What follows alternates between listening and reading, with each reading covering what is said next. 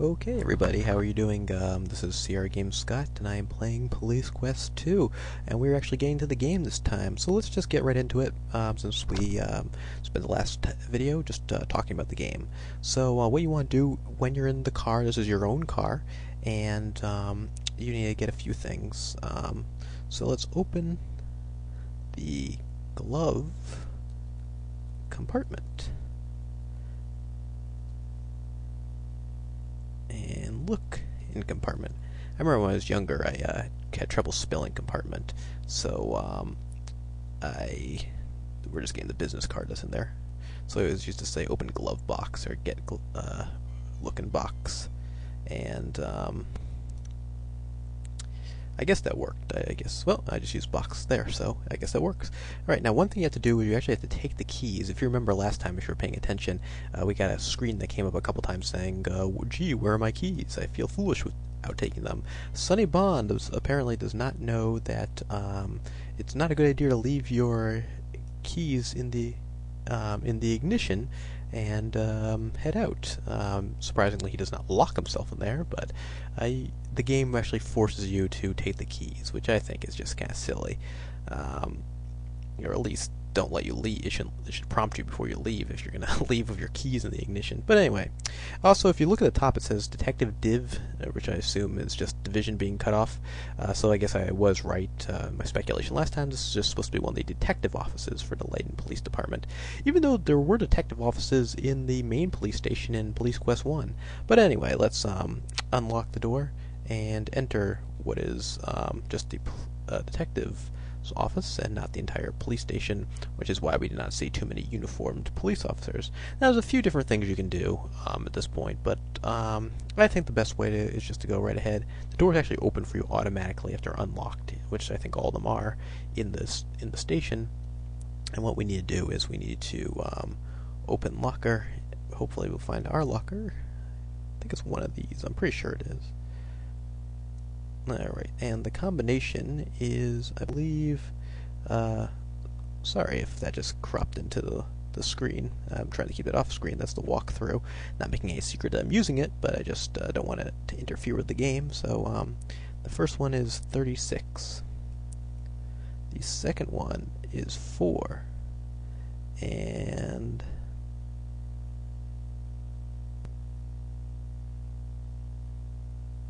the last one is 12. Alright, and that opens it up, and you can see some things in there. So if you look at the picture of the bathing woman, you see this little picture of the beach. Marie has signed it, Love Marie, what a girl. And that is our girlfriend now. And if you remember, she was actually called Sweet Cheeks Marie in the first edition of the game. Alright, turn that PC speaker was on. I'm turning that off. That's pretty annoying. Take ammo. I don't know if you could hear her or not. Anyway, and she was actually a prostitute. Now, as the series moves on, I've only seen through the third game, so I don't know if she or even Sonny really persists throughout the rest of the series. Her role. There's a uniformed police officer. Can we talk to him? Your turn, Bonds. Okay, so essentially while he's there, you can't do anything. You'd have to go back and forth if you need him anyway. But I'm talking about the woman. Sorry for losing my train of thought there. Marie, the series really does downplay her role as a prostitute over time, seeing as she becomes Sonny's girlfriend, and really in the third one, she's pretty much just a housewife. And there's no mention of it. I don't know if they still mention it at all in this game, but in any event, she is now the girlfriend and no longer working the streets, we assume. And so we can talk about her a little bit more later on, but let's take care of a few more things. So I guess we need to calibrate our gun, but that's kind of a little bit of a tedious task. So maybe I'll show you that at some point, but let's do some other things first. The walkthrough has me doing that, but we can move at our own pace. So let's use the time to explore the police station a little bit more and see what is going on. So look, the burglary office is furnished with regular stuff: bulletin boards, desks, a wall map, bookcase, and computer. Let's talk to this guy over here. Bonds and Simpson, this ain't the homicide office. We are, yes, a homicide detective. What are you looking for? Alright, so very friendly crowd, apparently. Yeah, okay, same deal. So, anyway, we don't really deal too much with the burglar office, if at all, I don't think. I think it's just kind of there to be just another office in the building, which I always appreciate a little added realism, that not everything has to have some utility to it. And, but we are a homicide detective now. We were a detective in the narcotics division, I believe, last time. Alright, this is our office, so let's take a look. This is the homicide office. The homicide office is equipped with 5 desks, a file cabinet, a locker, and various other items. Hanging on the wall on one of the desks is a computer. So, this guy over here on the right is Keith. He was in the last game. He was kind of a prankster. And your partner, Keith, takes a deep puff and says, "Say, Sonny, I heard the dirtbag you sent up the river last year is back in town for retrial. Isn't his name Baines or something like that? Maybe this time you can put him away for the duration. It just seems like the garbage of this world gets every chance known to man." Alright. So does he have anything else interesting to say? Take it easy, partner. Okay. I believe this guy doesn't say it. Oh, there's the boss, the guy on the left. The captain speaks up and says, "Well, Bonds, no doubt you heard about Jesse Baines by now. The district attorney told me the reason this guy won a retrial was some technical BS about improper jury selection. Or jury instruction, pardon me. It's a real shame, but hey, that's life."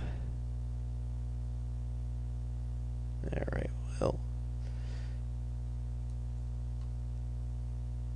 So he's always on the phone or doing something weird. It's kind of an interesting character in the game.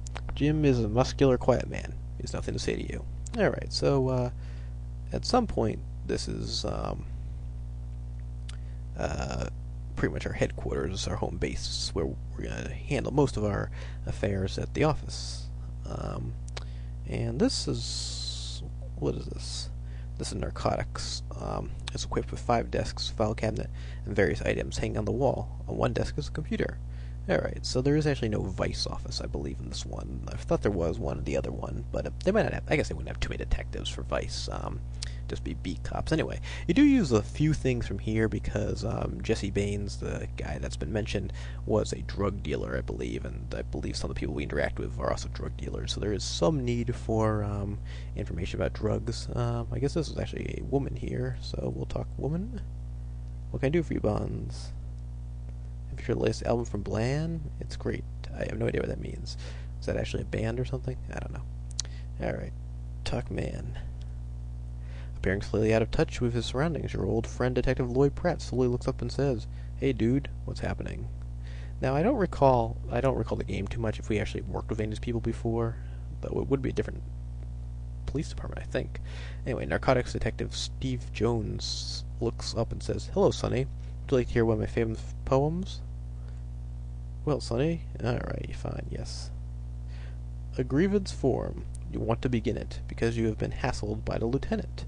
It makes its way through the required channels, and is finally heard by the review board panel. The envelope you open, you read, you quiver, you've earned a foot beat, down by the river." Well, on that lovely note, I think we've seen enough of the police station, and let's stop it there, and we will get into a little bit more action in the next game. This is Sierra Games Scott. We're playing Police Quest 2. I'll see you in video 3.